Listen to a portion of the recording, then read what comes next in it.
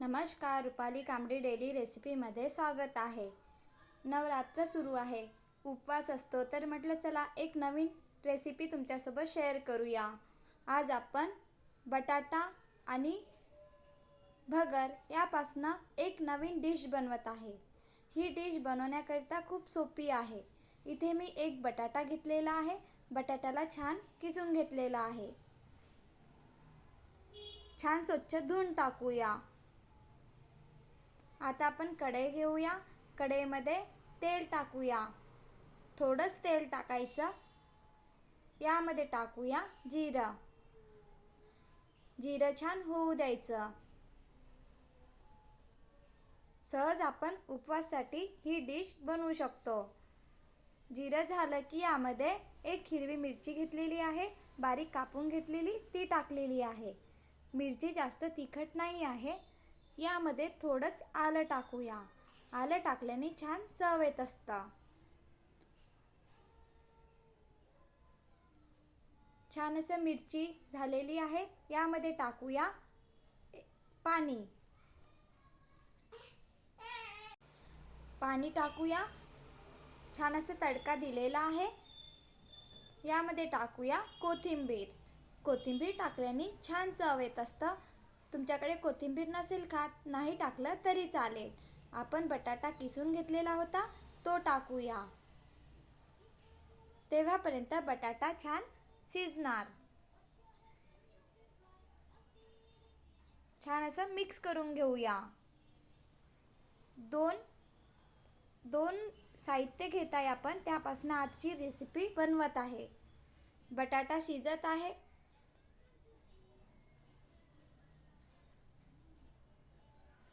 इथे मी मीठ टाकलेलं आहे. चवीनुसार मीठ टाकायचं. उपवासासाठी मीठ भेटत असते, ते टाकलं तर अधिक छान. मी इथे साधं मीठ टाकलेलं आहे. छान असं मिक्स करून घेऊया. एक चम्मच मी भगर घेतलेला आहे. आज आपण भगर आणि बटाटापासनं रेसिपी बनवत आहे. भगर मिक्सरमध्ये बारीक फिरून घेऊया. बघा, छान असं मी भगर फिरवून घेतलेलं आहे मिक्सरमध्ये.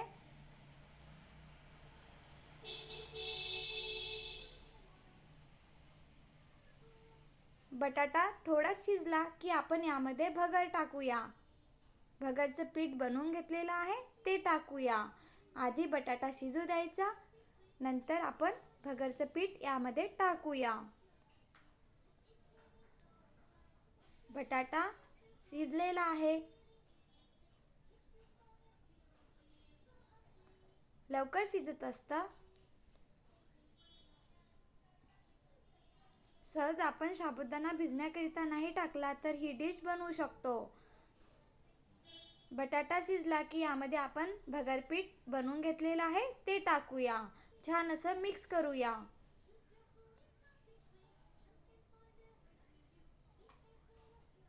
आपण मीठ आधीच टाकलेलं आहे.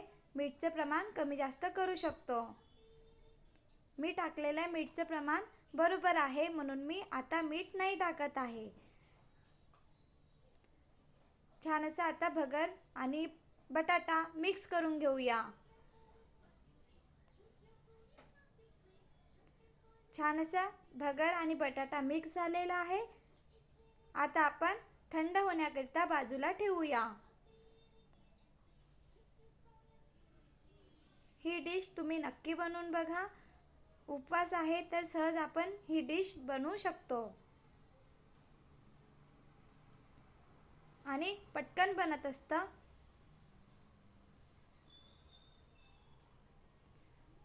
एक चाळणी घेतलेली, याला तेल लावूया आणि जी डिश बनवून घेतलेली आहे थंड झालेला आहे. आता आपण त्याला जो आकार द्यायचा असेल तो देऊ शकतो. मी इथे या प्रकारे आकार देत आहे.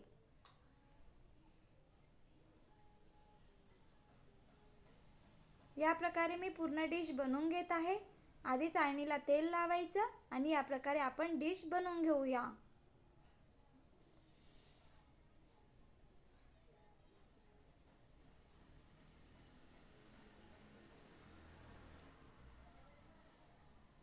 यासोबत शेंगदाण्याची चटणी खाण्याकरिता खूप छान लागत असतं.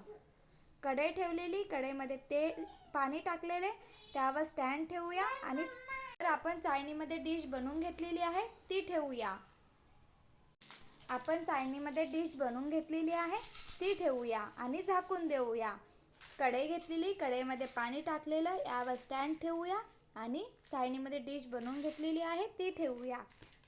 छान अशी डिश वाफेवर शिजलेली आहे. आपण या प्रकारे पण खाऊ शकतो. आणि मी यासोबत शेंगदाण्याची चटणी बनवलेली आहे. शेंगदाणे भाजून घेतलेले, त्यामध्ये मिक्सरच्या पॉटमध्ये काढूया. दही, हिरवी मिरची, कोथिंबीर मिक्सरमध्ये फिरून घेतलेले. छान अशी डिश या प्रकारे पण खाऊ शकतो किंवा आपण त्याला जिराचा तडका देऊ शकतो. मी इथे पॅन घेतलेला आहे, थोडंच तेल टाकूया. जिरं टाकलेलं आहे.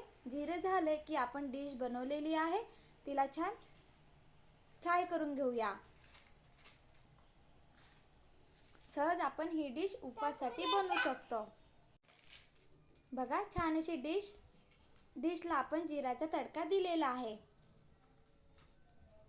एक नवीन प्रकारे आपण उपवासासाठी ही डिश बनवू शकतो आणि इथे जास्त तेलाचा पण वापर केलेला नाही आहे.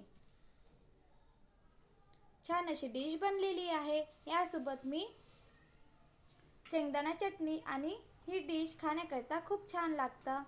थोडंच दही टाकायचं. शेंगदाणा चटणी बनवताना खूप छान चव येत असतं. या प्रकारे तुम्ही पण बनवून बघा. व्हिडिओ आवडला असेल तर please like, share and subscribe. खूप सोपी आहे ही डिश बनवण्याकरिता.